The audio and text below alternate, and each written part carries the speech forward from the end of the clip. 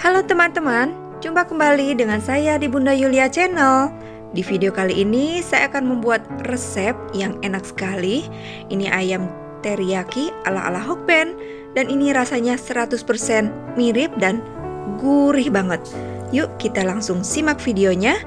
Cara membuatnya saya sudah menyiapkan bahan yang pertama, yaitu 500-600 gram ayam filet, dan saya akan memotongnya kecil-kecil seperti ini.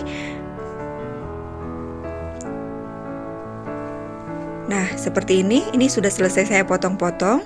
Lalu saya siapkan mangkok untuk marinasinya. Untuk ayam filetnya, boleh dada, boleh paha ya teman-teman.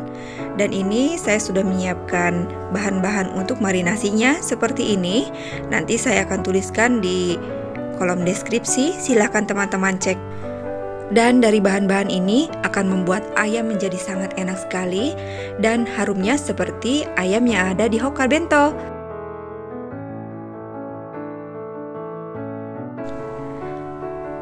Oke teman-teman, sekarang sudah siap semua. Lalu selanjutnya siapkan bumbu-bumbu tadi, dan ini saya parut jahenya. Bisa menggunakan parutan biasa atau parutan untuk keju. Kemudian masukkan semua bumbunya.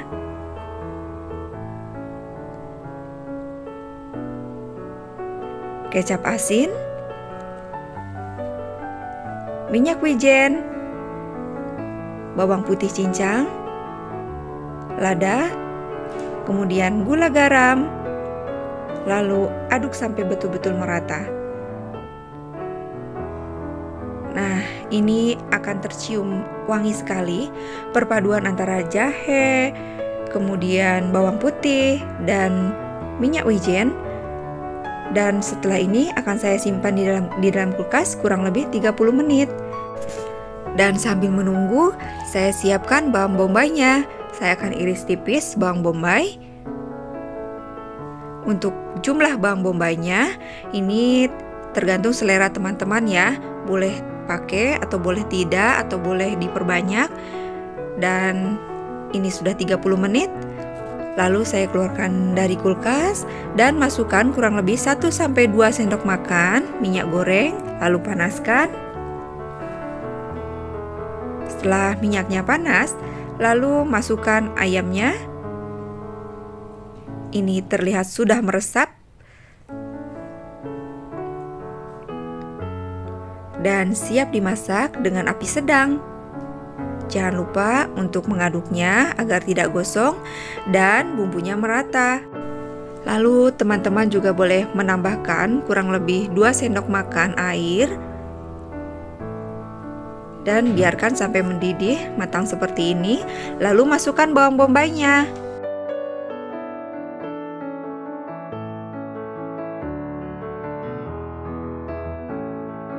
Lalu aduk kembali dan biarkan sampai matang.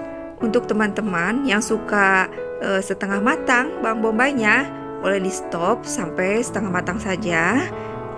Seperti ini.